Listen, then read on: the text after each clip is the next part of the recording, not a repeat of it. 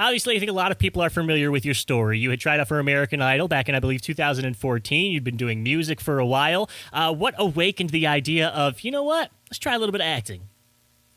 Yeah, good question. I did musical theater in junior high, and I did a little acting there, and I really loved it. And then I didn't do any acting in high school or after high school, and it wasn't until I did a little part in a movie called Laney and DJ Robert Train. It's on Netflix as well. And the directors from that kind of pulled me out and were like, why don't you consider doing this? And I was like, I never thought about doing acting, and I really enjoyed my time working there. And so I thought I'd give it a go. What do you remember about your early memories on that set? I mean, there's a certain movie magic when you first get into any sort of production where you're on set and you look on one side and it's a beautiful room, and you move 4 inches to the left and it's plywood and blank pieces of wood staring at you. Do you have any memories of your first days being on a set?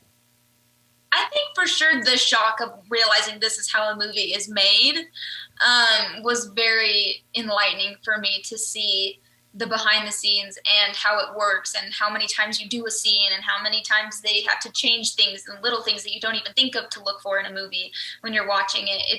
It's all very magical, and it's a really cool experience to be a part of something that, when you watch it after, you're like, I know how that was looking behind the camera, but it's so cool to see them envision how it's supposed to be before it even comes out. Like, it's magical to me.